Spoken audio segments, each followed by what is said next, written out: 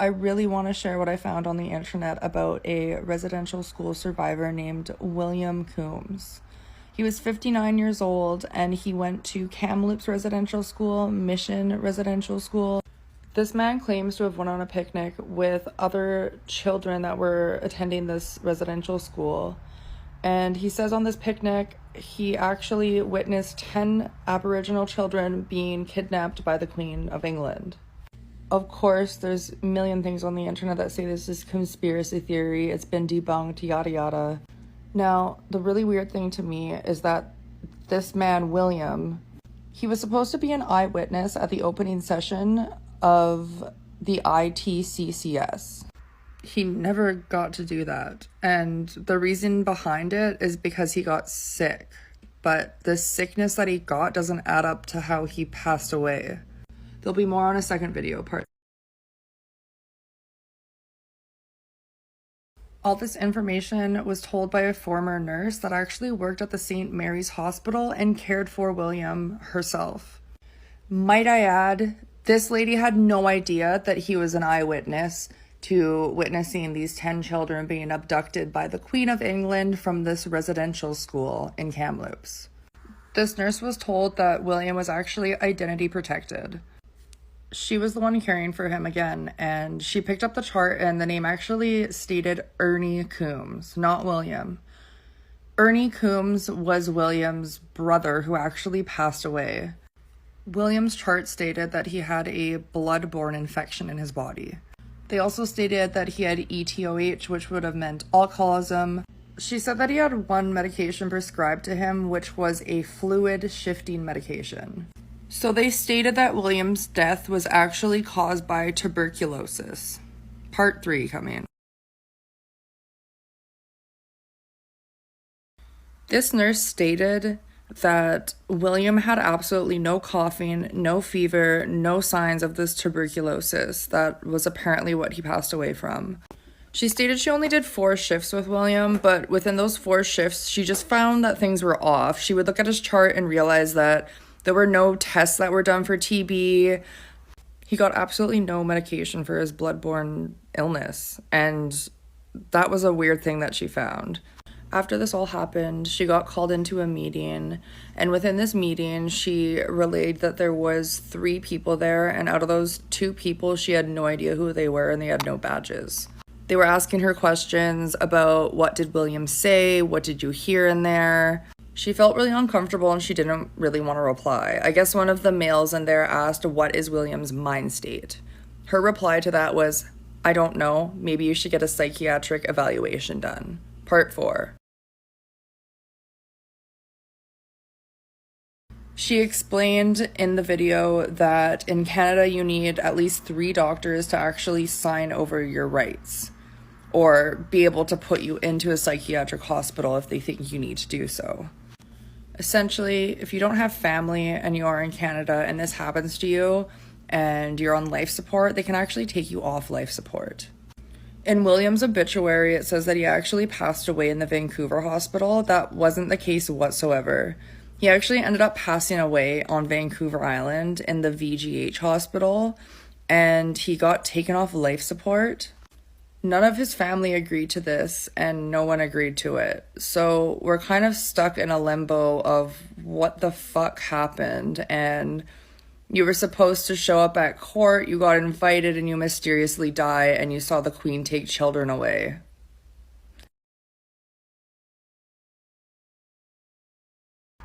Hey guys, good morning. I just kind of wanted to come on here since I haven't been active for a few days. If you can't really tell by my TikTok, I don't really use TikTok too much. I just felt like this was the only place that I could actually voice my opinion and how I felt and the information that I have found online.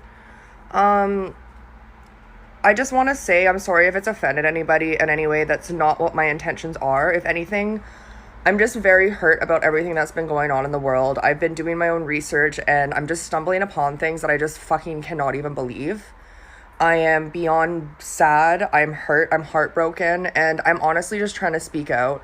I'm not trying to spread conspiracy theories. I'm not trying to spread things that aren't true. I have a lot of facts. There's videos online. You can go look them up. Everything is trying to be hidden. I don't know why it's trying to be hidden, but I have means of going beyond just the normal internet, you know? So it's like,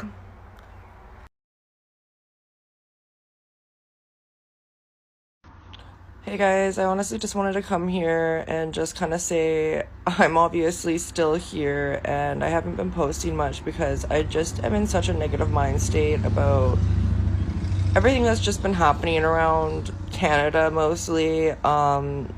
It's really triggering for me. I'm very upset about everything that is surfacing because it's like we've already known about it for so long. Why has it taken this long for us to be heard? You know, it's like, does it take a pandemic for everybody to be stuck inside and to like have to do their own research to actually believe something? Like, I just don't understand how the world can be such a fucked up place. And I'm at an age right now where like, I don't know, I feel like we could make a change, but at the same time, I'm just like, you guys give me your input here. I'm scared. I feel like something big is gonna happen and I don't know what it is, but it's coming. It's coming. Children can sense when someone is bad.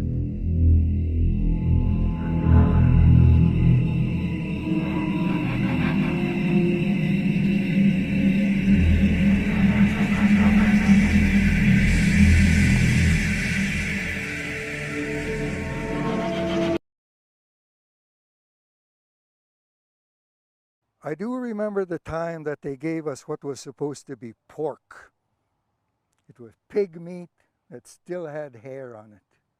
While they're feeding us this slop, the staff and the supervisors were being fed bacon and eggs and other good food that was delivered to them at the head of the dining area while we watched.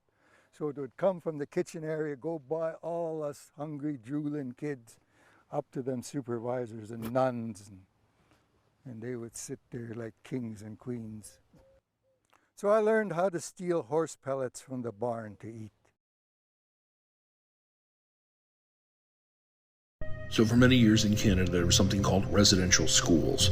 These were boarding schools that were run by the government, but mainly funded by Christian churches, where they would take Indigenous children out of their homes and put them in these boarding schools. They'd strip them of their culture, they'd strip them of their names and give them new names.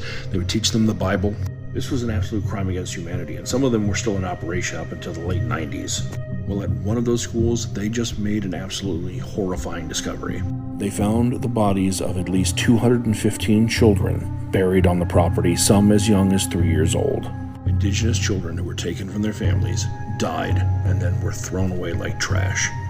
None of them reported. And you may think that's horrible, but at least it's not happening today, or it's not happening in the US. Except in the month of May, 24 kids have gone missing in South Dakota. Actually, since that article came out, it's been even more than that. That's almost a child a day in the month of May, and most of them are Indigenous. Native women and children are being taken or killed, and no one is talking about it. Got really sad.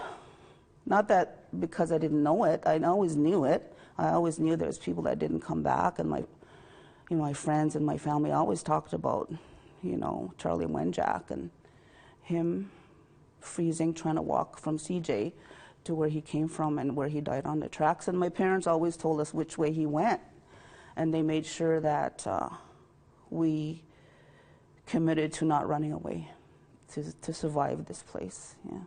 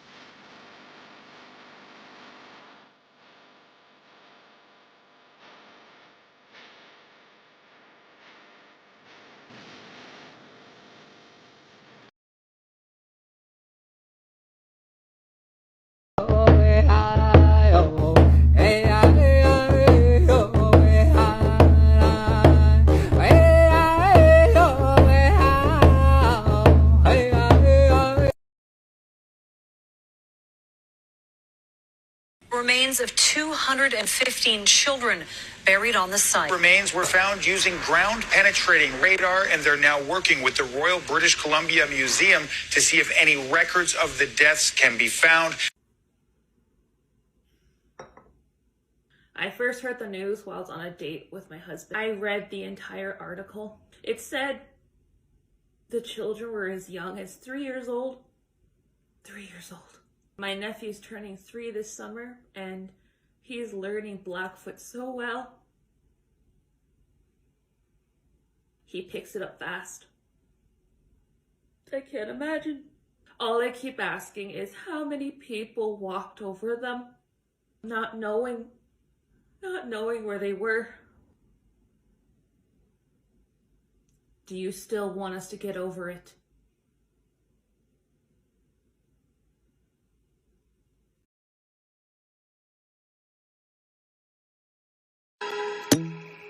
Ow! What the hell are you doing, Cartman? I'm killing you, but unfortunately I could only afford a wiffle bat, so it's gonna take a while. Cartman! Don't fight it, Kyle. It will only take longer. Just slip into sweet unconsciousness.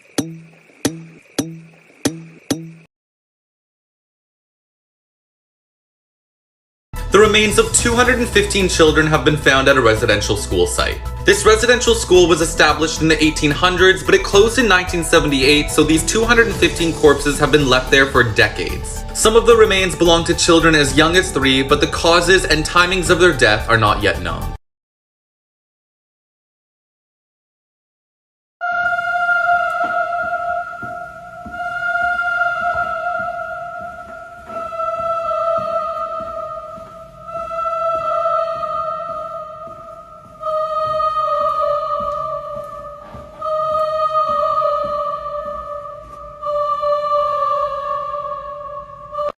This area, this was a storage room where they kept the mops and brooms and stuff like that. And I'm surprised the sink is still there, but this little room you didn't want to end up in.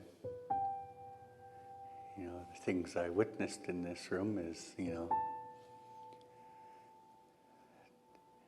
devastating to any human being, you know, and I never wish that on to any child, you know. All the abuses happened in this room. So it's my first time looking in this room for years.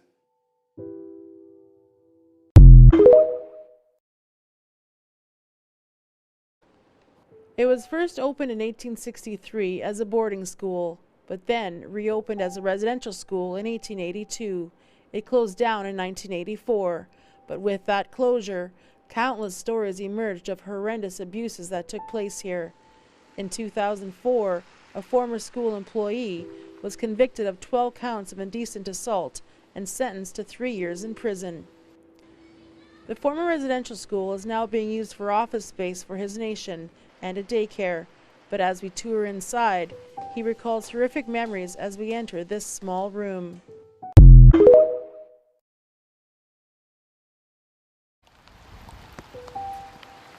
It's been years since Chief Ralph Leon Jr. has been back to his former residential school. I haven't come back here because of what's still in my mind, what I witnessed here.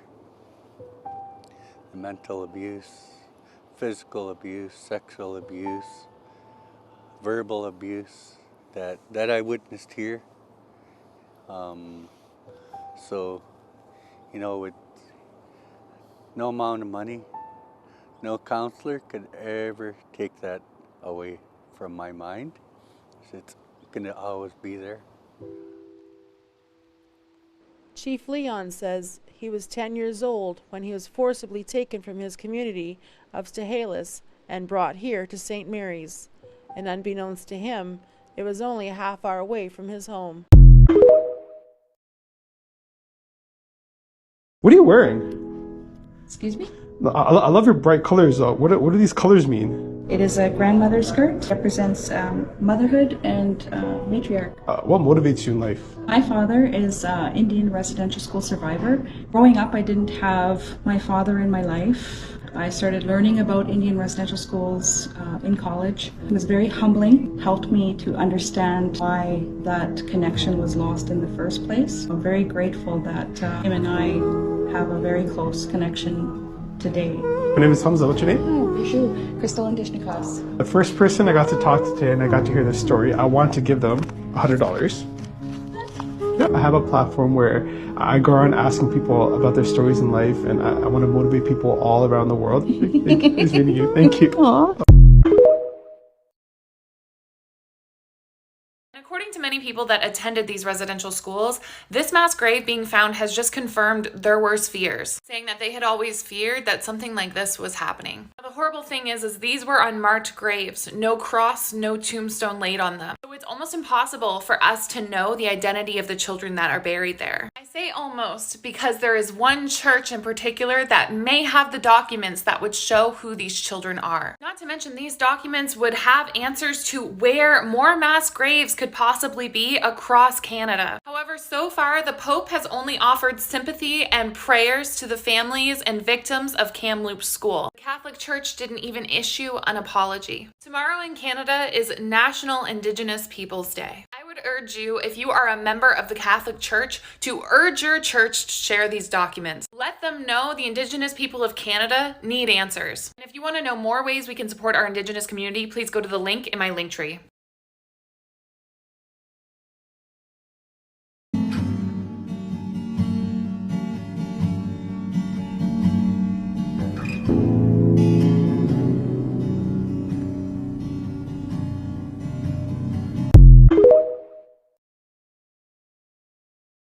I was 7, 8 years old at that time. I wanted my clothes back, so their punishment for me was for me to sit down in the basement, mostly naked, sitting on a cement bench that was there. I sat there all day long, from in the morning till at night. I didn't get fed or anything. And from that time on, I wore nothing but government-issued clothing. We used to have to stand, they had lines in the gym, and we used to have to stand with our toes right on the line. Stand with your back straight, and if you didn't stand up straight enough, they'd come along with a pointer stick and you'd get a whap on the butt to straighten you up. And another thing I remember, and these are things that happened to me, being bent over on the bed and strapped with a strap. And they strapped you till you cried, because if you didn't cry, it didn't hurt enough.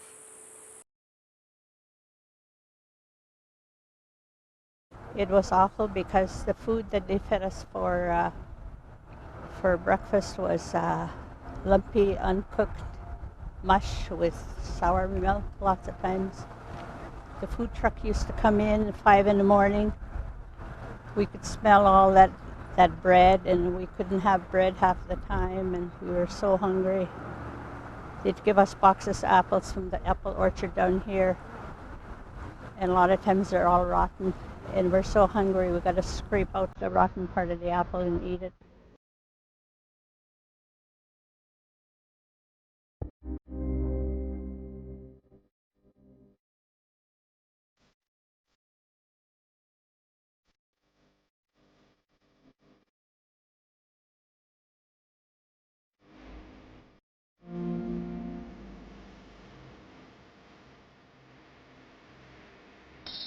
I think it's very, very possible that children did die here, but we'll never know.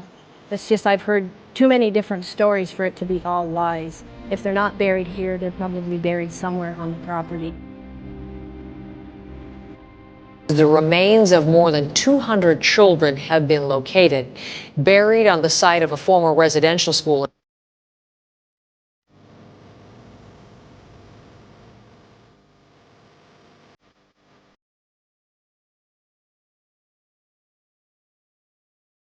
I'm Irene Fable, I'm 75. I went to a residential school in Muskogee in 1941 to 1949. And I had a very, very rough life. I was mistreated in every way. As a young girl, she was 7-year-old. She was pregnant. And what they did, she had her baby. They took the baby, wrapped it up in a nice pink outfit, took it downstairs. I was in the kitchen with the nun, we were cooking supper. They took the baby into the, where they make a fire and all that to heat up the school furnace room. They threw that little baby in there and burnt it alive. All you could hear was, pop! That was it.